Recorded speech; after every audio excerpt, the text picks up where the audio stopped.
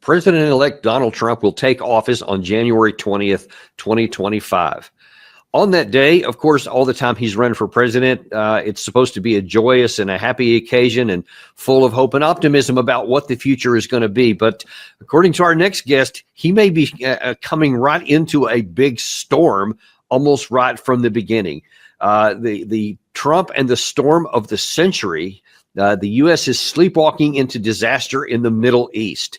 And that was written in the American Conservative by Colonel Doug Macgregor, CEO of Our Country, Our Choice, highly decorated combat veteran and a friend of the show. Doug, welcome back. Hi. Always great to have you on here. And wow, let's just jump right into there. What is it that caused you to write this? Because those are a pretty strong headline there. Yeah, I think the reason is very simple, that we have a tendency in this country to do things because we can, not because we need to or have to. Now remember, we don't necessarily have to intervene in other people's countries. There is no real requirement or compulsion for us to go to war with anybody. So if we're going to use military power, and that appears to be the case in the Middle East, then what are we going to do with it? What do we expect it to achieve?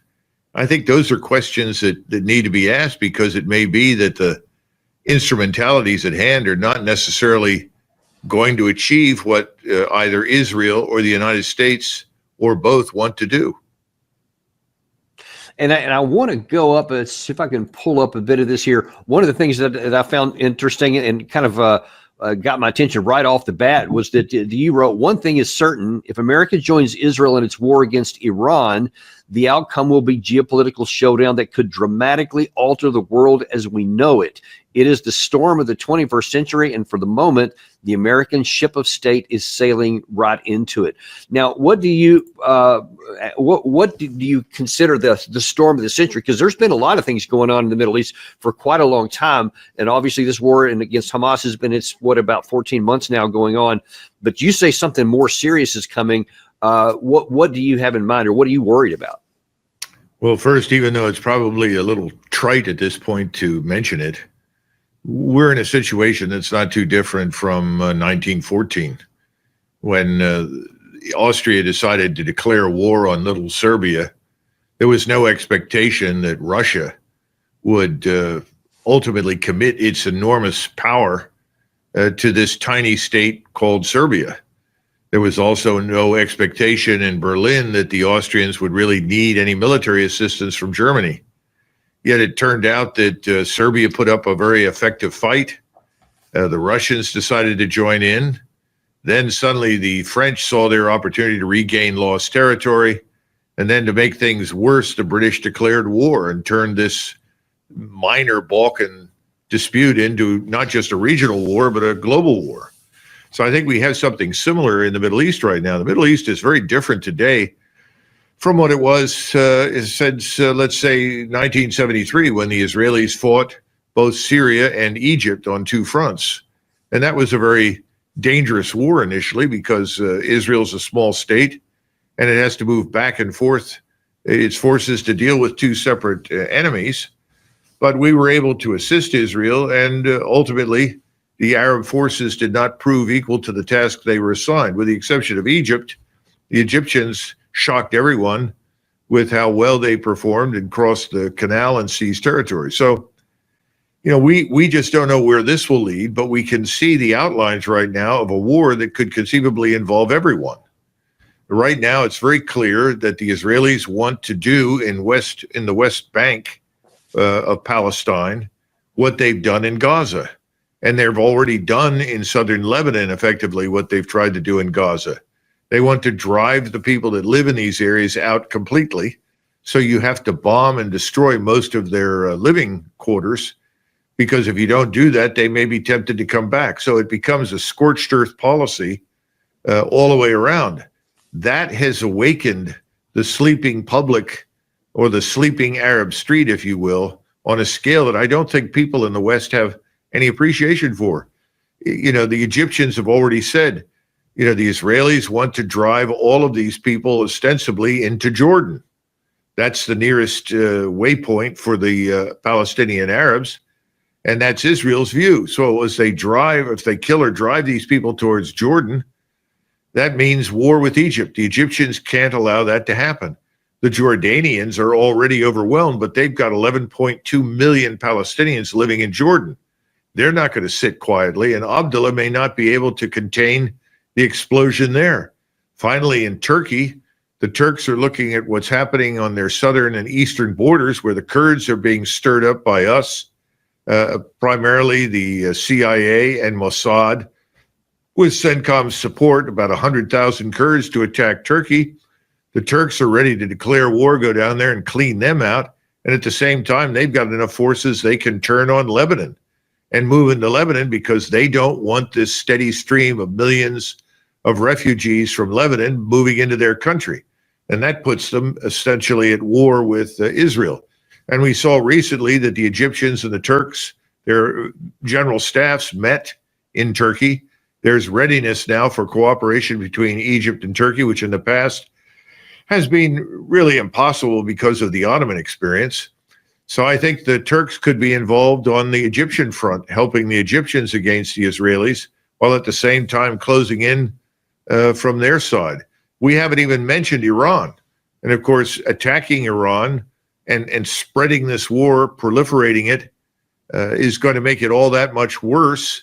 And Syria, of course, is effectively a Russian protectorate. This brings Russia into the equation, because the Russians are not going to allow the Israelis to destroy Syria.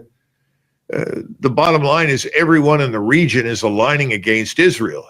And Israel is also going to be up against Russia. And we know that China has said they will assist Iran in guaranteeing its sovereignty. Now, you can interpret that any way you want, but I think it's pretty clear that the Chinese will support the Iranians, and I think the Chinese will support the Peninsular Arabs who join this. And we don't normally think of them as having an impact because their militaries aren't that credible or large.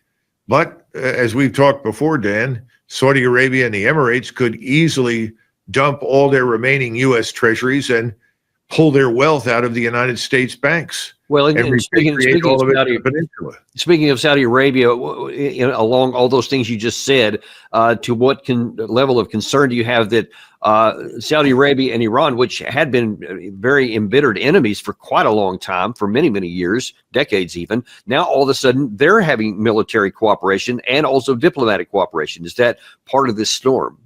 Oh, absolutely. No question about it.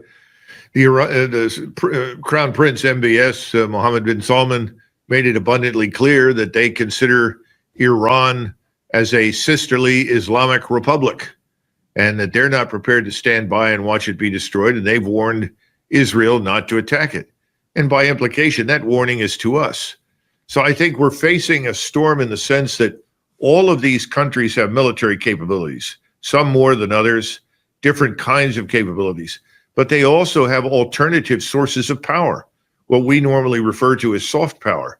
Only that soft power can be very damaging, particularly the financial end of it and the economic end of it. So the question is, what's going to happen to the next administration? How do they handle this?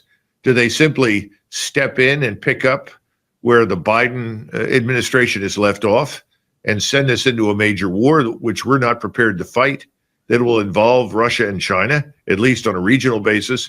And of course, remember, I wrote all of this before the announcement was made by President Biden that the Biden administration, along with its British and German and French allies, are going to release Scalpel and Storm Shadow cruise missiles and ATACMS to the Ukrainians.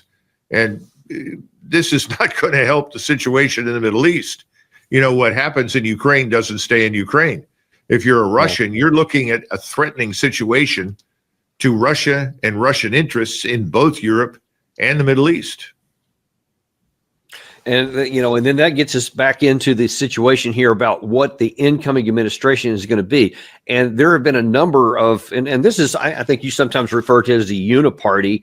We see lots of, certainly the current administration just gives absolute deference to Israel and whatever they want to do. But there's a number of folks that are otherwise on the right and the conservative side that have also been voicing a lot of comments about how they're going to support whatever Netanyahu wants to do. And that brings me back to your article here. I wanted to highlight something else here because you said something I think is absolutely vital that needs to happen in the Nixon administration, which definitely is not in this current administration. And that is to answer some vital, critical questions. What is the American purpose in waging war against Iran? Should we get drawn into one? Is Washington's purpose to destroy the Iranian state, to destroy its capability to wage war against Israel, to eliminate Iran's development of nuclear capacity, or to decapitate the Iranian state in the hope the Iranian people will overthrow their national government? And I think that last part is at least a theoretical hope to some. But do you see anybody even asking these questions? Because so far, all I've seen is the emotion of we hate Iran. No, I think that's right. And if you go back to Naftali's comments on the head of the octopus, if you want to kill the octopus, which has its arms all over the region that are threatening to Israel, then you have to kill the octopus, chop the head off, destroy the head. I think from the Israeli standpoint, they just want to see as much damage done to Iran as possible on the assumption that that will somehow or another prevent or deter any development of a nuclear weapon, when in fact I think the opposite is true. Anyone who looks at what's been happening in the region and what the Israelis have done, what we have done in Iraq and Syria, Libya later on, and now in Yemen, everyone will want a nuclear weapon as a means of deterring us. So our hostility to everyone, along with Israel's hostility to everyone, is actually the catalyst for the nuclear weaponization of the region. But nobody wants to say that in the United States. It's all that we're back to this chicken and egg thing. Well, they started this, or they're evil and they're bad and we're really good, and therefore whatever they do is wrong and whatever we do is good. It's ridiculous nonsense. We all know that this goes back to 1947 and 48.